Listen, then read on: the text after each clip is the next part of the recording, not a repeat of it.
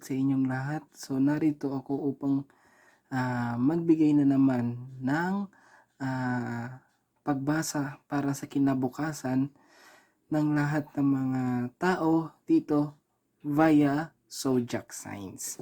So ngayon po ang ating babasahan naman ngayon ng zodiac signs ay mga taong pinanganak sa Gemini. Gemini sign. So kayo po ang aking babasahin ngayon, Gemini. Ngayon, meron tayo ditong, bago muna ang lahat, ako ulit si manghuhula ng kinabukasan. At syempre, from the word itself, manghuhula ay huhulaan ko sa pamamagitan ng pagbasa na ito ang inyong magiging kinabukasan o ang inyong kapalaran sa darating na linggo. Linggong ito, April 13 hanggang 19, 2020. Okay. Ngayon po ay meron tayong 7 cards na nakikita nyo dyan. Pangwalo yung nasa pinakakaliwa. Ang nasa pinakakaliwa ninyo ay yan po yung pinaka-overall na energy na matatanggap nyo o makukuha nyo ngayong linggong ito. Itong 7 nandito ay kumakatawan yan sa isang araw, sa isang linggo. So, meron tayo dyang Father of Wands, Father of Swords, Father of Cups, Ace of Swords, Eight of Cups, Six of Swords, and Ace of Stones. Okay. So, ang overall nito ay positive, negative, and positive. Ngayong linggong ito, binababalaan ko na kayo, Gemini, nadadaan kayo sa isang pagsubok, isang negative na situation at toxic na situation ngayong linggong ito. Kaya kung ako sa inyo, paghandaan nyo na itong linggong ito. Ngayon, kung ayaw ninyong mapanood ang video ko o yung tarot reading ko para sa inyo, please pakisara nyo na po ang video na ito. Huwag nyo na lang po panoorin kaysa mang-bash pa kayo sa comment or mag-hit pa kayo ng dislike. So, ulitin ko, ito ay negative to positive reading. So, sa huli naman, huwag kayo mag-alala, Gemini, positive naman yung nakikita ko. Okay? So, punta muna tayo sa ating overall reading. We have 5 of Swords. Ibig sabihin, negative na kaagad ang overall impact o overall energy nyo ngayong linggo. Sinasabi dito ay defeat. Matatalo ka. Bakit? Okay. Sa unang 4, may nakikita kayong cards, paper cards sa taas. Sa unang 4, ang nakikita nyo ay Father of Wands, Father of Swords, Father of Cups, Ace of Cups. Itong tatlong to, Father of Swords, Father of Wands, Father of Cups, ay tumutukoy yan sa isang tao na mas mataas sa iyo. Mas matalino, mas maimpluwensya, mas marangal ang dating kaysa sa iyo. Okay? So, yan yung taong makakabangga mo sa linggong ito. Ang 5 of Swords ay tumutukoy sa conflict na hindi mo mapagtatagumpayan. Isang digmaan na hindi mo mapagtatagumpayan.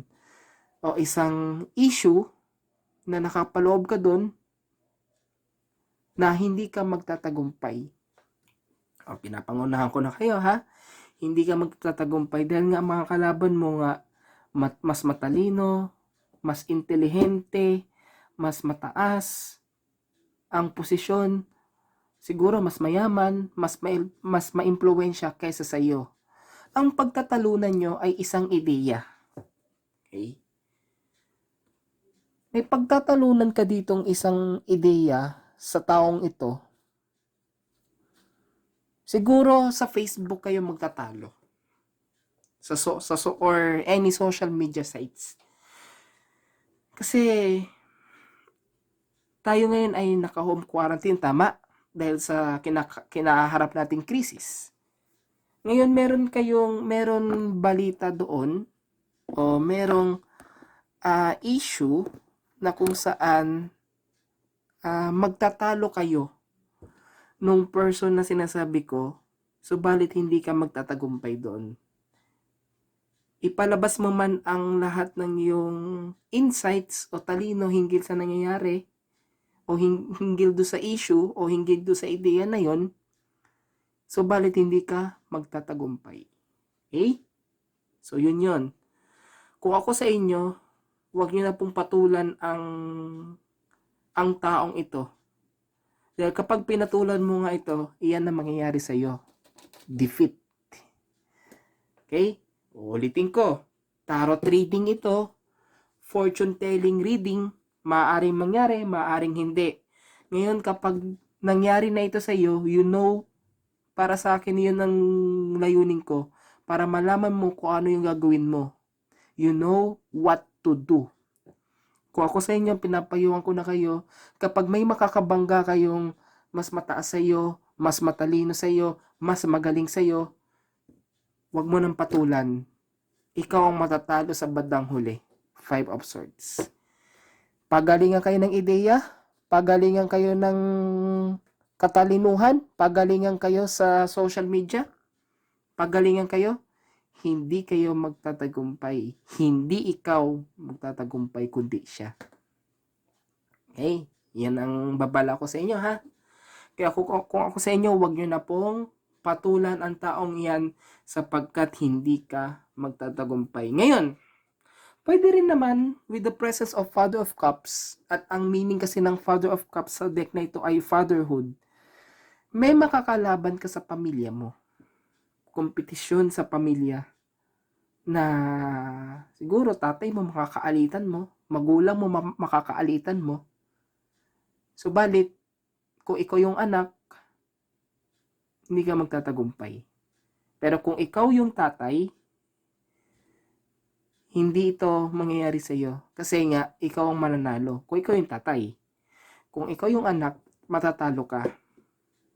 Please, magpatalo ka kasi magulang mo yun, anak ka.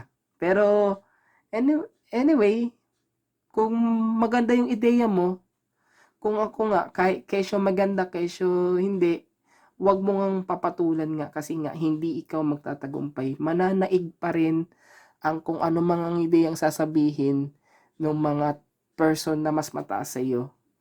Kasi nga, iyon ang lumalabas sa spread ko. Okay? So, yan ang direct to point ko, ha. Ngayon, sa baba, meron ditong 8 of Cups, 6 of Swords, and Ace of Stones. Okay. So, ano naman yan? Ayusin ko na yung camera. Tumutumba ang camera. Okay. Yan. So, Ace, 8 of Cups, 6 of Swords, and Ace of Cups. Itong dalawang ito, ay tumutukoy ito sa pagtakas. Sinasabi ko nga kanina na kapag dumating sa iyo yung panahon na matotoxic ka, kailangan mong takasan yung problema. No? Mararanasan mo nga yung failure na sinasabi. Pero dito sa 6 of Swords, sinasabi dito na takasan mo yung problema. Kung ako sa iyo, iwasan mo hanggat maaari. Pero kung nandiyan ka na sa sitwasyon na yan, kung nasa pasimula ka na ng sitwasyon na yan na sinasabi ko, please takasan mo na. Kasi nga, hindi ka nga magtatagumpay nga dito. No. Dito, sinasabi dito, science. You have, kumbaga parang gagawa ka ng paraan. Kasi science is more on paraan, no? Paraan. Para hindi ka maging talo sa huli. Yon. So, kung ako sa iyo nga, katulad nga na sinasabi ko kanina, paulit-ulit po, na takasan mo na. Takasan mo yung isyong kinaharap mo kasi nga matatalo ka nga dito. And kung tatakasan mo nga itong problemang ito, merong bagong darating sa iyo na pag-asa.